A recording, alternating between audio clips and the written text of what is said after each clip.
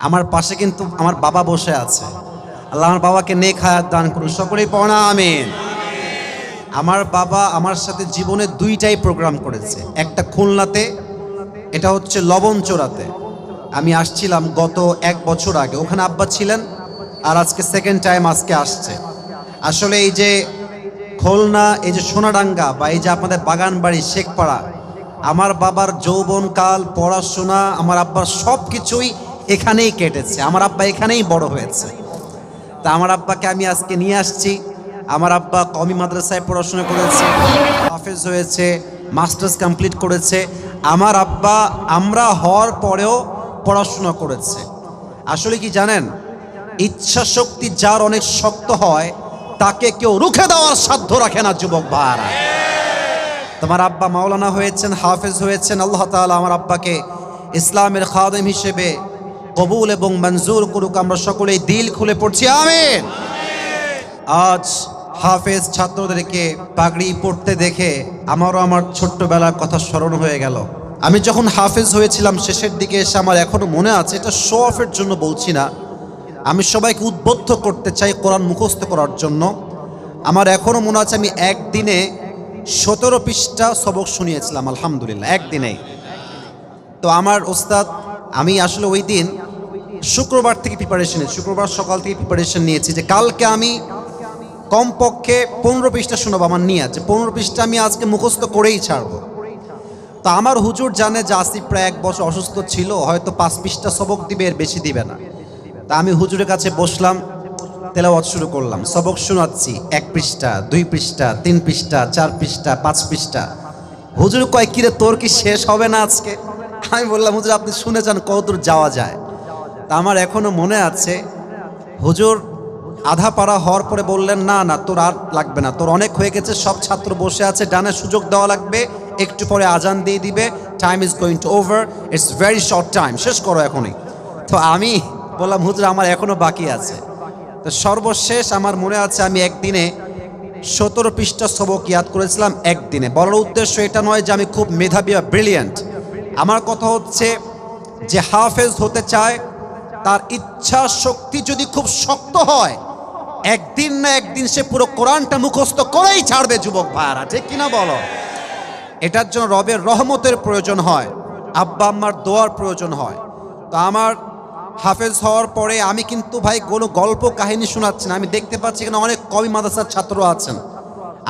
আমার মাহফিলে 90% বেশি স্কুল কলেজের ছাত্ররা বেশি থাকে। আজকে অনেক মাদ্রাসার ছাত্র দেখতে পাচ্ছি। আমার আব্বা আমার পাশে আছে, ভুল ভাল বানায় বলার কোনো চান্স নাই। আমি যখন কাফিয়া জামাতে পড়ি, অনেকে কওমি মাদ্রাসার ছাত্র আছেন, আমি যখন কাফিয়া জামাতে পড়ি, আমি কাফিয়া জামাতে উত্তরবঙ্গে বোর্ড পেয়েছি, বোর্ড স্টান করেছি আলহামদুলিল্লাহ। 10 জনের মধ্যে আমার নামটাও ছিল। তো বলার উদ্দেশ্য হচ্ছে, একটা হাফেজ হওয়ার পরে আমি তেলাওয়াত ছেড়ে দেই নাই। আমি যখন কাফিয়া জামাতে পড়তাম, এক ঈদ থেকে নিয়ে আর এক ঈদ পর্যন্ত 91 খতম আল্লাহ আমাকে তেলাওয়াত করার সুযোগ দিয়েছেন, আলহামদুলিল্লাহ। বলবেন, হুজুর আপনি কি শো অফ করতে আসছেন? না না, অনেক হাফেজ ইয়াদ করে শোনায়, 1 বছর পরে প্রশ্ন করলে আর পড়তে পারে না। এর কারণ, ও বাসায় গিয়ে টিকটক চালায়, ফেসবুক চালায়, ইউটিউব চালায়, আস্তে আস্তে কোরআনটা সে ভুলে যায়। যুবক ভাইরা, কোরআন মুখস্থ করলেই হয় না, তেলাওয়াত করতে হয়।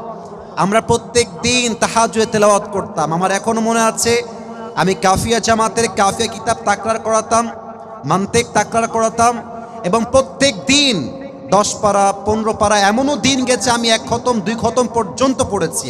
ওয়াল্লাহি, আল্লাহকে সাক্ষী রেখে বলছি, যখনই ফ্রি পেয়েছি পড়েছি। তো আমার উদ্দেশ্য হচ্ছে একটা, আমি আসিফ যদি একজন আলোচক হয়ে তেলাওয়াত করতে পারি, আপনারা পারবেন না? আরে কথা কয় না, ইনশাআল্লাহ বলেন সবাই ইনশাআল্লাহ। আল্লাহ এই মাদ্রাসার প্রত্যেকটা ছাত্রকে যুগশ্রেষ্ঠ ইসলামের খাদেম হিসেবে কবুল এবং মঞ্জুর করুক। আমরা সকলেই দিল খুলে পড়ছি আমিন। আর আমিও কিন্তু খুলনায় জন্মগ্রহণ করেছি, এটা আপনারা জানেন। আমার জন্ম খুলনায়। আমার মা, আমার বড় বোন, আমার দাদি, দাদা, নানা, নানি, ফুফা, ফুফি, খালা, খালু, 14 গোষ্ঠী দেয়ার ফ্রম খুলনা। তা আমি হলাম খুলনার মানুষ বাই বার্থ। আমার জন্ম খুলনার বাগেরহাটে, আমার বাবাও খুলনার মানুষ, সবাই আমরা খুলনার মানুষ। আজকে কোনো পর পর নয়, আজকে ভাবটাই হচ্ছে আপন আপন, ঠিক না? আজ আমরা কি চাই যে এই মাহফিলটা ঐতিহাসিক হয়ে থাক? আমরা সবাই চাই কি চাই না? দুইটি বিষয় মেইনটেইন রাখবেন। আমার হাত দেখেন কয়টা? এক, পরিবেশ ঠিক রাখবেন, আমার কথার বাহিরে কোনো কথা বলবেন না। দুই নাম্বার বিষয়, যাদের ফোনটা অন আছে, এই যে টিরিং বিরিং করছেন, অফ রাখেন, ফোনটা অফ রাখেন।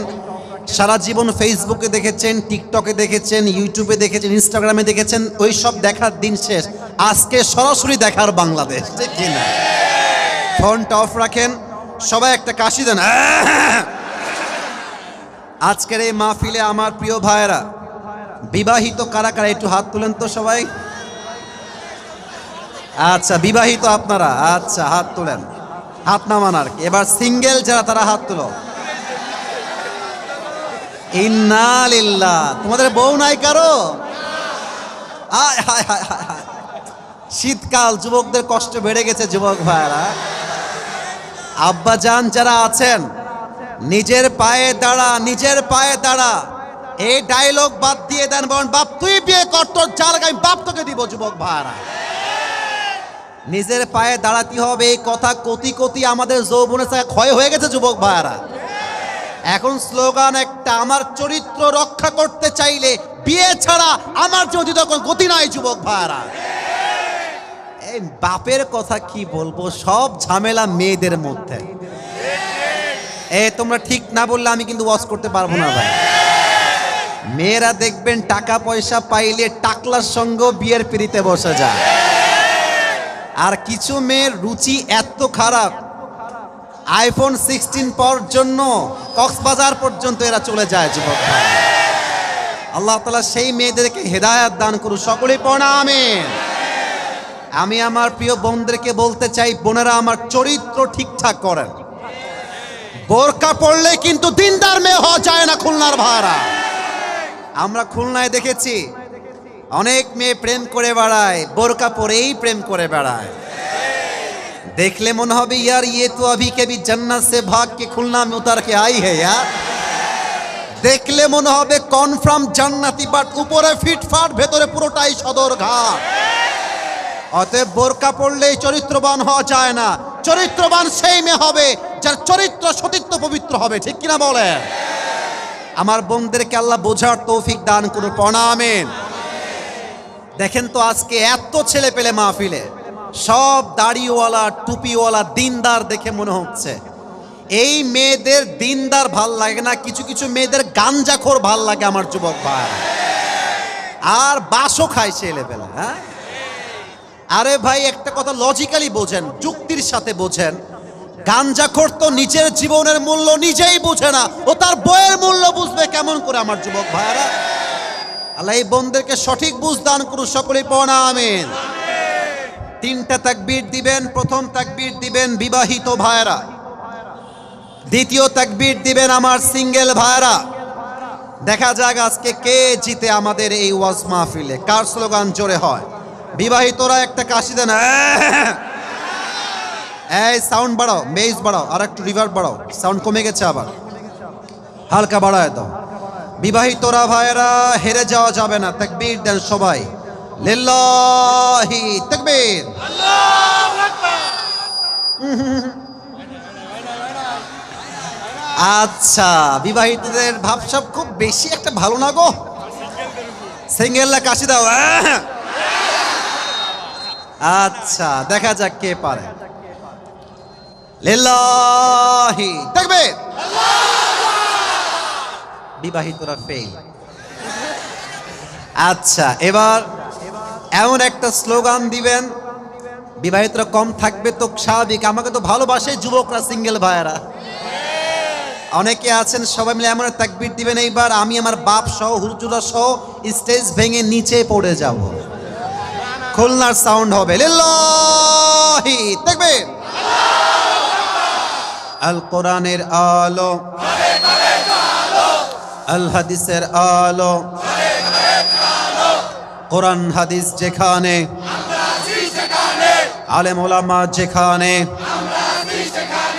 খুলনাবাসী যেখানে, শেখপাড়াবাসী যেখানে, বাগানপাড়াবাসী যেখানে,